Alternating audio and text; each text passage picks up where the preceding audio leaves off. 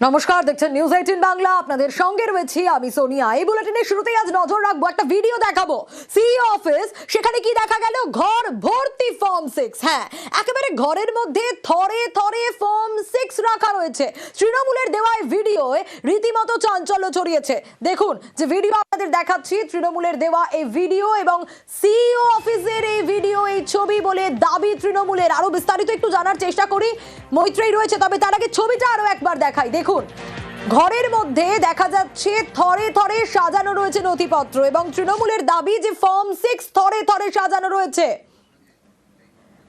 CEO অফিসের ছবি বলে দাবি তাদের। আরো ডিটেইল জানার চেষ্টা করি এ বিষয়ে। মৈত্রেই রয়েছে আমার সঙ্গে। মৈত্রেই, সোনিয়া, দেখো, আজকে দিল্লিতে সাংবাদিক সম্মেলন করে তৃণমূল কংগ্রেসের তরফ থেকে এই ভিডিওটি প্রকাশ করা হয়েছে এবং তৃণমূল কংগ্রেসের তরফ থেকে অভিযোগ যে 30,000 ফর্ম 6 মাত্র কয়েক ঘন্টায় সাবমিট করা হয়েছে গতকাল, এবং আজকেও পূর্ব মেদিনীপুরের এক ব্যক্তির থেকে 400টি ফর্ম 6 এর অ্যাপ্লিকেশন ধরা পড়েছে।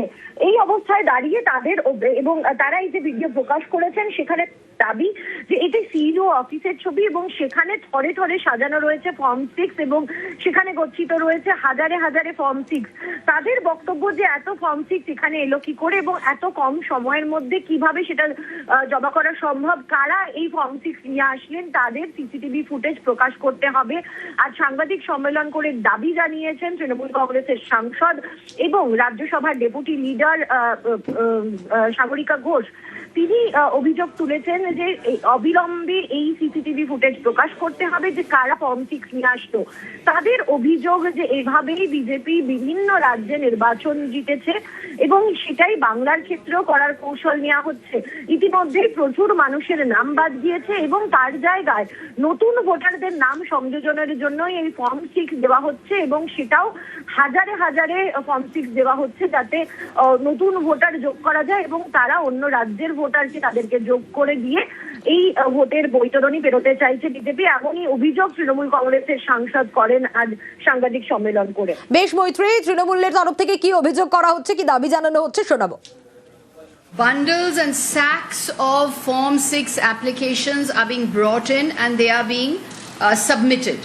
उच्चतम न्यायालय ने क्लियरली कहा था कि वोटर इंक्लूजन या डिलीशन का फैसला जुडिशियल अथॉरिटीज करेंगी, एडमिनिस्ट्रेटिव ऑफिसर्स नहीं करेंगे। फिर भी 30,000 एप्लीकेशन सीईओ ऑफिस प्रोसेस कर रहा है।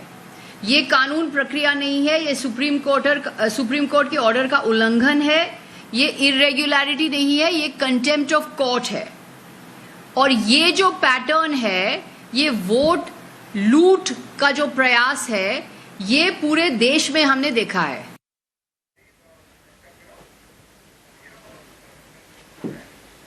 ফর্ম 6 জমা দিতে বাধা নেই, যে কেউ ফর্ম 6 জমা দিতে পারেন। কমিশন ফর্ম 6 জমা নিতে বাধ্য, তৃণমূলের তোলা অভিযোগে মন্তব্য সিইও। এটা একটা গভর্নমেন্ট অফিস আছে, গভর্নমেন্ট অফিসে একটা রিসিপ্ট সেকশন আছে। Any person can give as many documents, as many papers, anything they can give. এটা আমাদের ডাক সেকশনে রিসিভ করতে হয়, দেয়ার ইজ নো নিষেধ। এটা যখন আসে আমার কাছে খবরও থাকে না অ্যাজ সিইও কি আমাকে জাসুস লাগাতে হবে, কিছু লাগাতে হবে, কত এসছে নিয়ে এসছে। এখানে each and every officer is bound by the conduct rules. ডিভিশনে যখন সিনিয়র অফিসার কাছে পৌঁছে যায়, ওরা মাইন্ড অ্যাপ্লাই করে কি আছে নিয়ে আছে, আর তারপরে আমাকে পুট আপ করে আমাদের সঙ্গে আলোচনা করে।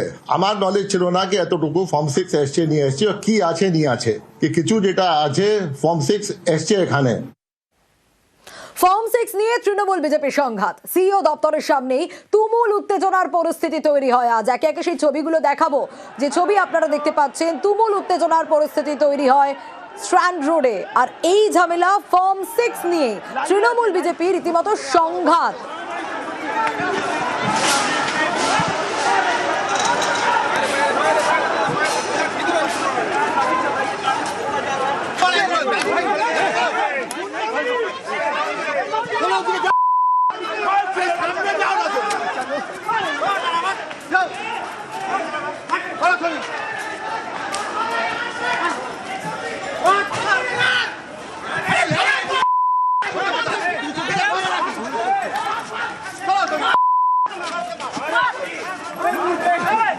সিইও দপ্তরে রীতিমতো তুমুল উত্তেজনার পরিস্থিতি তৈরি হয় সিইও দপ্তরের সামনে। যে ছবি আপনাদের দেখাচ্ছি, ব্যাগ ভর্তি ফর্ম 6 জমার অভিযোগ ওঠে। তারাও রয়েছেন এই মুহূর্তে এবং দেখতে সরাসরি দেখতে পাচ্ছি বিজেপি পতাকা হাতে দেখো বাইক পরপর দেখো বাইক ছিল বিজেপি তৃণমূল কর্মী সমর্থকরা যে বাইক নিয়ে এসেছিল এই সমস্ত বাইক এই মুহূর্তে সেই সমস্ত বাইকে ভাঙচুর চালানো হচ্ছে এই মুহূর্তে সরাসরি দেখতে পাচ্ছ তৃণমূল কর্মী সমর্থকরা যে বাইকগুলো নিয়ে এসেছিল সেই সমস্ত বাইকে এই মুহূর্তে ভাঙচুর চালানো হচ্ছে তুমি দেখতে পাচ্ছ দেখো বিজেপি কর্মী সমর্থকরা চলে গেছে তারা ফ্ল্যাগ হাতে তারা পৌঁছে করে এবং তারা এই মুহূর্তে নগর দায়রা আদালতের যে বা ব্যাংশাল কোর্টের যে রাস্তা সেই রাস্তা ধরে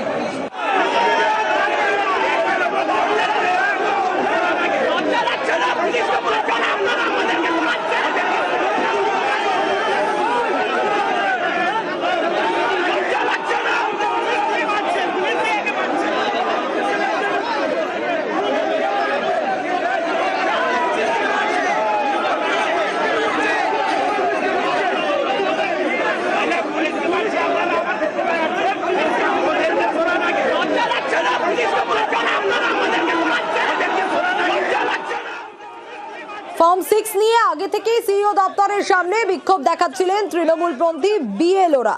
আর তৃণমূলের অভিযোগ সেই সময় ব্যাগ ভর্তি ফর্ম 6 নিয়ে ঢুকতে দেখা যায় এক বিজেপি কর্মীকে, তাকে আটকে রাখে তৃণমূল। ঠিক যে কথা বলছিলাম, দেখুন ব্যাগ ভর্তি ফর্ম 6 নিয়ে আগে থেকেই সিইও দপ্তরের সামনে তৃণমূলপন্থী বিএলওরা তারা বিক্ষোভ দেখাচ্ছিলেন। আর তৃণমূলের অভিযোগ ঠিক এই যে ছবিটা দেখা যাচ্ছে সেই সময়ই ব্যাগ ভর্তি ফর্ম 6 নিয়ে ঢুকতে দেখা যায় এক বিজেপি কর্মীকে।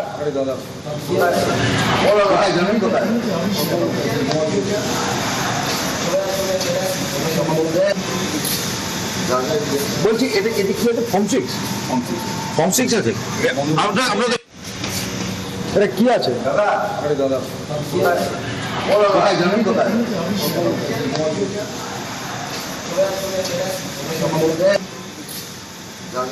বলছি এটা কি ফর্ম 6 আছে আপনাদের কোন পার্টির? আর এই বিজেপি কর্মীকে তৃণমূল আটকে রাখে, উদ্ধার করে পুলিশ নিয়ে যায়। খবর পেয়ে ঘটনাস্থলে বিজেপি পৌঁছায় আর তখনই পরিস্থিতি একেবারে ধুন্ধুমার হয়ে যায়, চরম আকার নেয়। তৃণমূল বিজেপির মধ্যে তুমুল ধস্তাধস্তি বেঁধে যায়, যে ছবি আপনাদের দেখাচ্ছি। বাইক ফেলে দেওয়া, ভাঙচুর, লাঠি উঁচিয়ে তারা ফর্ম 6 নিয়ে তৃণমূল বিজেপি রীতিমতো সংঘর্ষের ছবি দেখা যায়।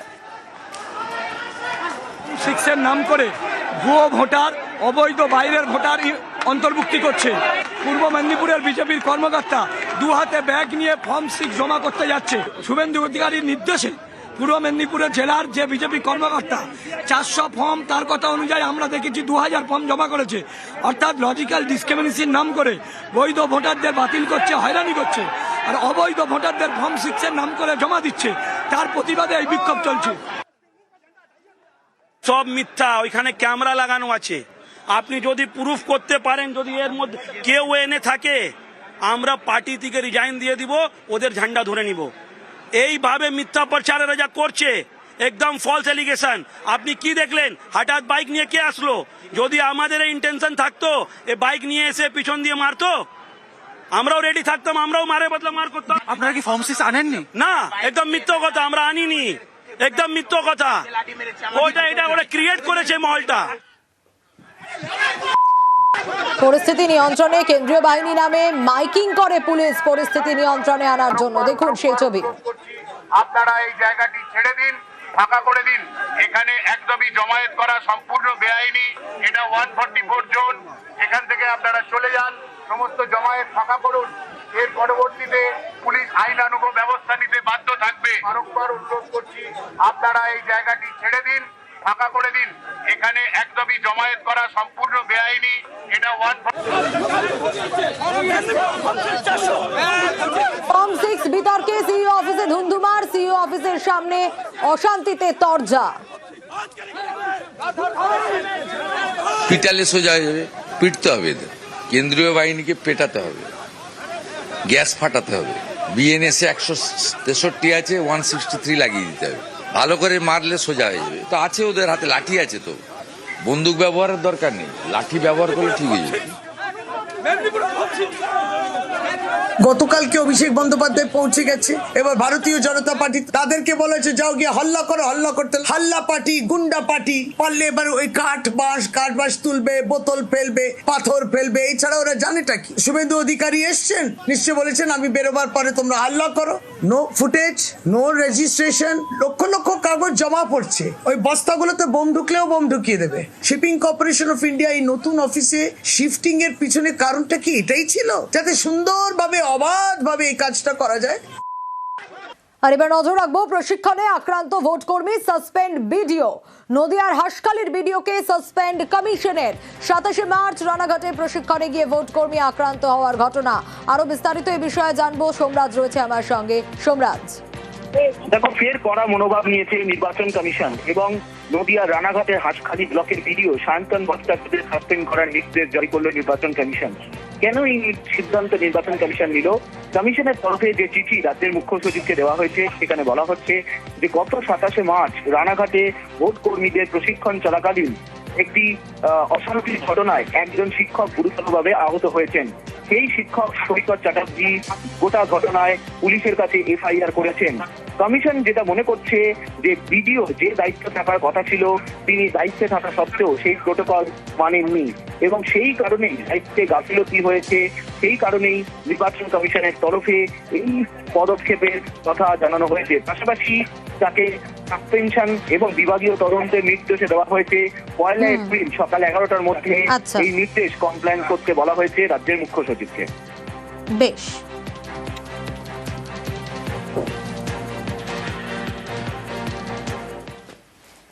কাল থেকেই ট্রাইব্যুনাল বিচারপতিদের প্রশিক্ষণ। সুপ্রিম নির্দেশে অবসরপ্রাপ্ত বিচারপতিদের নেতৃত্বে এসআইআর ট্রাইব্যুনাল গঠন।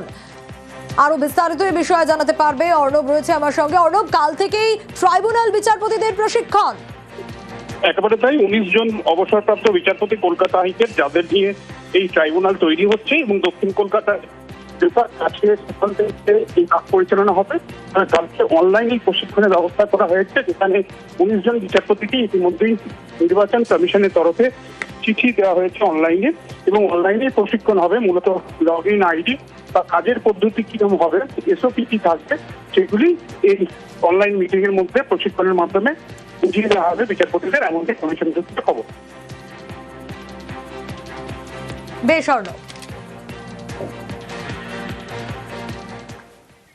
ট্রাইব্যুনালে নাম তুলতে গিয়ে চরম হয়রানি। কালচিনির 3টি বুথে 340 ভোটারের নাম বাদ। একাধিক দপ্তরে গেলেও নথি জমা নেওয়া হয়নি বলে অভিযোগ। ঠিক কি অভিযোগ উঠে আসছে, আরো বিস্তারিত জানাতে পারবে রাজকুমার রয়েছে আমার সঙ্গে। রাজকুমার, ঠিক কি অভিযোগ, কিভাবে হয়রানির শিকার হতে হয়েছে? দেখো সোনিয়া, এই যে নাম বাদ গেছে যে সমস্ত ভোটারদের, তাদের পরিষ্কার অভিযোগ যে নোটিফিকেশন জারি করেছে নির্বাচন দপ্তর, তাতে বলা হয়েছে যে যেদিন নাম বাদ গেল অর্থাৎ যে সাপ্লিমেন্টারি তালিকা প্রকাশ হয়েছে তার 15 দিনের মধ্যে যে ট্রাইব্যুনাল, সেই ট্রাইব্যুনালে আবেদন করতে হবে। কিন্তু অভিযোগ এই ট্রাইব্যুনালে আবেদন করবেন কিভাবে তারা, সেইটা নিয়ে কিন্তু একটা বিভ্রান্তি এবং তারা হয়রানির শিকার হচ্ছেন। তার কারণ তারা প্রথমে আলিপুরদুয়ারের যে জেলা শাসকের দপ্তর দুয়ার কন্যায় এসেছিলেন, সেখানে তারা কিন্তু হার্ড কপি জমা দেওয়ার অর্থাৎ ট্রাইব্যুনালে আবেদন করার চেষ্টা করেন, কিন্তু অভিযোগ এখান থেকে তাদেরকে ফিরিয়ে দেওয়া হয়। এখান থেকে তারা ফিরে চলে যায় কালচিনি বিডিও অফিসে এবং অভিযোগ যে কালচিনি বিডিও অফিসেও তারা ট্রাইব্যুনালে আবেদন করতে পারেননি। ফলে ট্রাইব্যুনালে তারা কিভাবে আবেদন করবেন, সব জায়গা থেকে তাদেরকে বলা হচ্ছে যে অনলাইনে আবেদন করতে, কিন্তু অনেকেই অনলাইনে আবেদন করতে পারছেন না বলে অভিযোগ উঠেছে। সোনিয়া, বেশ, नाम कट गया तो बोला वहाँ पर का जाएगा कभी आलो कि जाइए अलीपुर। तो अलीपुर में आए तो यहाँ भी बोल रहा है कि यहाँ नहीं होगा, ऑनलाइन से भरिए। हम लोग उठा छाप है, हम लोग कैसे भरेगा? हम लोग का पिताजी का डॉक्यूमेंट्स है, बाप का है 2002 का, हमारा है। इतना साल से वोट दिए तो ठीक था, आज में कैसे कट गया? कट गया तो इतना हरासमेंट कर रहा है ये लोग। अब तो वही लग रहा है कि अब वोट नहीं होगा। हम लोग का होगा मोटा मोटी ना भी होता 200 आदमी होगा। উত্তপ্ত ইংরেজ বাজার, বিশেষ অবজারভারকে ঘিরে বিক্ষোভ গ্রামবাসীদের। এলাকার শতাধিক ভোটারের নাম বিচারাধীন। প্রতিবাদে রাস্তায় টায়ার জ্বালিয়ে বিক্ষোভ। রোল অবজারভারের গাড়ি ঘিরে বিক্ষোভ। দেখাচ্ছি সেই সময়কার ছবি। সেবক রয়েছে আমার সঙ্গে। সেবক, এসআইআর বিরোধী আন্দোলনে রীতিমতো ইংরেজ বাজার উত্তপ্ত হয়ে ওঠে। একদমই দেখো, ইংরেজ বাজারের সাতটারি এলাকা, যেখানে 5 শতাধিক মানুষ 3টি বুথে তাদের নাম বাদ পড়েছে বলে অভিযোগ। আর এতেই উত্তেজিত মানুষজন যারা রাস্তা অবরোধ করেন, সেই সময় সাতটারি এলাকায় একটি বুথ পরিদর্শন করে ফিরছিলেন জেনারেল অবজারভার ইংরেজ বাজারের, তাকে বিক্ষোভের মুখে পড়তে হয়। তাকে ঘিরে ধরেন বিক্ষোভকারীরা এবং বেশ কিছু সময় ধরে কিন্তু এই বিক্ষোভ চলে। পরিস্থিতি সামাল দিতে পুলিশ, কেন্দ্রীয় বাহিনী, এরপর মালদা থেকে এসডিও, এডিএম, অতিরিক্ত পুলিশ সুপারের মতো আধিকারিকরা ঘটনাস্থলে যান। কিন্তু স্থানীয় মানুষজন তারা দাবি করতে থাকেন যে তাদের নাম যে বাদ পড়েছে তা নিশ্চিত করতে হবে, যে তাদের ভোটাধিকার সুরক্ষিত হবে। এরপর প্রশাসনের আস্তে আস্তে পরিস্থিতি অনেকটা একেবারে তারপর পরিস্থিতি নিয়ন্ত্রণে আসে।